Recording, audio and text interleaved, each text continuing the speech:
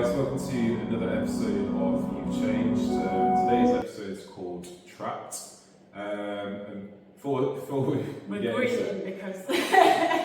into it, this is the second time, third time we've tried to record this. So this little widget is supposed to start the phone recording. So we record a nice long video with loads of great content that we thought, and it didn't record.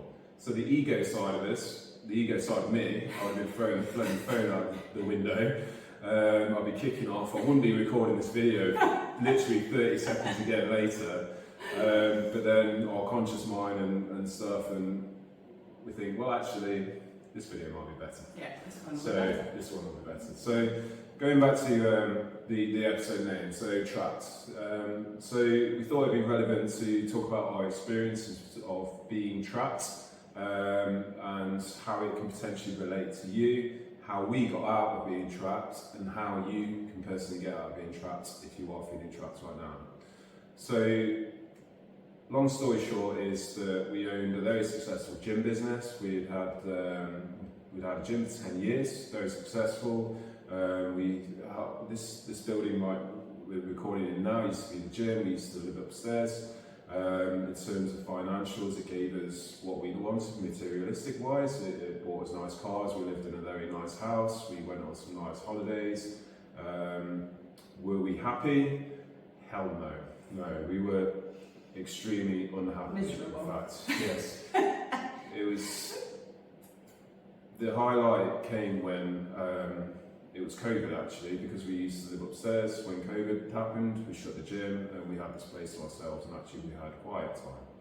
And from COVID, we realised, wow, this is what life should be like. I mean, we are more present with our family, we had less stress, and we had to make a huge change. I mean, we lived upstairs, we had the music resonating through the ceiling, this pumping music, we had members knocking on the door, we had staff complaining, staff turning in sick. It was so hard, and we were trapped both emotionally by other people in a situation.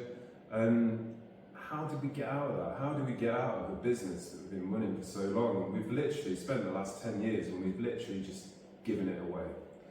And a lot of people that have followed our journey, especially from the gym days, might be thinking, bloody Dan and Emma, they've failed, haven't they? But actually, we've done the absolute opposite. We're winning now. We've succeeded. We made a huge decision to remove the gym out of our lives and to go on a new path of wellness and health retreat, and this health retreat. And we are so present and calm, and it feels incredible. And despite, it took a year, the transition took a year from moving out to selling the business. It took a year. Would I do it again? Yes, I would. Just a few years earlier. I wish I had this realisation a long time ago. We left it too long. We were too proud and ego-driven to admit to ourselves before we did that actually we were completely miserable and this was no fun anymore. Right. And when you have that realisation that you're unhappy, and I can guarantee if you're watching this video, you might have something in your life that you feel trapped with, whether it's a family member, whether it's your career, a business. You might feel trapped yourselves. And it takes a massive amount of courage to A, admit that and acknowledge it, and B, make that change. Because if you make that change now, if you make that difficult decision now, tomorrow might be hard, the day after that might be hard, but will it lead to a lifetime of happiness? And the longer you stay where you are, isn't that a day, 2 days, 6 months wasted? So I think we want to tell you about how feeling present is and what presence is. And my perspective of not being present is like having a fog, a mist, right in front of you. And you it goes everywhere with you. It's literally in front of your children, it is in front of your relationship, your wife, it is in front of everything. And you don't notice it, it's like this invisible mist. And it was only when I started going on walks that I saw out of this mist. I didn't take my phone with me. I just got out in nature. I went on a half-an-hour walk and I quieted my mind. And I realised that massive realisation that I'm not happy. We're not happy. Something needs to change. That's hard, isn't it? Yes. Accepting that, just even acknowledging it in the first place, those are hard words to say. I'm not happy. Because actually, if that's your life and that's all you know, that's where, you just don't know any different. There's a level of real uncertainty and insecurity, isn't there, in that admission, in that saying to yourself, I'm not happy. Because what does that mean? That means you need to take risks. That means you need to make changes. That means you need to make yourself uncomfortable in an effort to find who you really are again. But sometimes I think until you can look back at that with hindsight, you don't really realise, do you? This fog, I don't think you could see that at the time. It took certain pivotal points for you to actually be able to acknowledge that fog, didn't it? You couldn't see it. And for us, one of the first points where this started to become a real issue for us that we were aware of is, I can remember Dan being on his computer one day in our office at home. I can't remember what he was engrossed in, but he was engrossed in something. His eyes were firmly on the computer. We'd had some sort of conversation, can't remember what about, but all I can remember is shouting at him and saying, you can't fucking see me, can you? And at the time, he didn't have a bloody clue what I was talking about, did you? Because he couldn't see this fog yet. And he couldn't accept that he was stressed. He didn't know what that meant. He was so used to feeling stressed, so used to being in those feelings, sort of physically and mentally, weren't you? That he didn't recognise it as stress. He thought that was normal. And it's not. It's really not, and it's really not okay. No. And now you understand what I meant that day, don't you? Yeah. You couldn't see me. You were looking at me. You were there. I was here. But you couldn't see me. And much in the same way for me, I knew I wasn't present properly when time and time again the kids would be talking to me and I can hear them. I don't know what they're saying. And I can't seem to engage my brain enough to actually listen to what they're saying. And each time that happened, that felt like a massive stab in the heart, because that's not the mum I am. That's not who I want to be and how I want to be. And I'd find myself saying, what did you say, darling? Just say that again. I didn't hear you properly. And I did hear them. But just wasn't present enough to be actually taking on board what they were saying. And yet, they're the most important thing in my life. They deserve the best of me more than anything else does.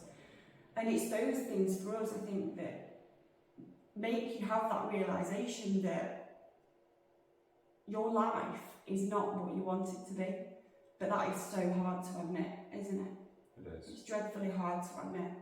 But it's the first step. Acknowledging it. Feeling so stuck. I mean, we felt stuck for years. Yeah. We said we were going to be honest in these videos, and we will. To the outside world, we looked like we had it. We looked like we had it all together. And physically we did. We'd got a successful business. We've got wonderful children. We can go on holidays. But both of us felt nothing but absolutely trapped. Yeah. And not knowing how the hell to get out. And it was only when we started admitting that to ourselves that we found the courage and the strength to say, no, I'm not doing this. This isn't for me. And one of the major pivotal point for me, and we've talked about this a lot, haven't we, is a conversation that I had with my mum that started with, can you live without somebody you love? And it was that exact moment for me that I realised something had to change, because although I love this man, and although I'm still head over heels in love with this man, I hated the lifestyle that we'd created together. And admitting that was a really hard pill to swallow, because it felt like failure, it did. It did. We wanted to create this business, but actually it was hell. Utter hell. Yeah. And it wasn't until realising that, you know, do I be with somebody I love, but I don't know who I am. I've lost who I am. I'm not the person I am, and I can't be under these circumstances. Or do I lose him? And actually, I feel immensely grateful that we've been through this journey together, and actually once we communicated, we both felt exactly the same. And we both dare admit to each other that we need to give up. We need to say, we're done. This isn't for us, we are done. And the moment I think we started to acknowledge those feelings and accept them for what they are, that's when the change started, isn't it? Yeah. And we didn't have a clue how we were going to do it at that point. No clue. None. None. In fact, we went on Rightmove. we had all sorts of different plans and chances. Yeah. We looked for other jobs. We thought, shall we just not be business people anymore? Yeah. You know, and it wasn't clear. We didn't know how we were going to get out of it, but all we knew is we were getting out of it. Yeah. We knew that we could not be stuck in that moment any longer. And the first step to that change is acknowledgement and acceptance. So you might have that decision for yourselves now, whether it's a relationship or business, and one side of you, your ego, might be saying, oh, but I've built this business up for the last 10 years, and I can't just stop now, But then you've got this alter ego, your subconscious mind, that's saying, well, I'm not happy in this business. And how does it serve you by going down this decision, the ego of saying, no, I'll get rid of it, done it for 10 years, or making this decision, because you carry on that decision, you're going to be unhappy longer. You take this decision, it's going to be difficult, but you can live a lifetime of happiness. And it's strange how things happen. It's like we were on a path, like we had this realisation, then things just started happening. We were like, and it was uncertain. We didn't know what we were going to do. It was so uncertain, but things just came. Doors open.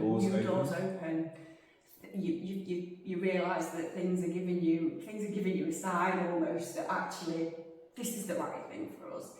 And I think when you sort of go within, don't you, and start listening to yourself, listen to how something feels, your body tells you, doesn't it? Yeah. If something is hellishly stressful, your body knows about it. If something's calm and beautiful, your body knows about it.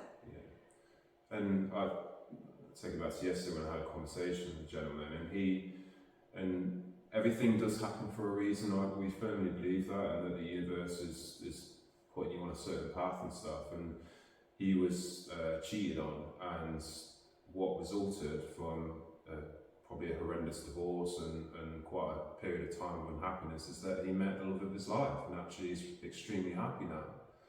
So had that not happened, he'd still be unhappy with a previous relationship. So just think, what if?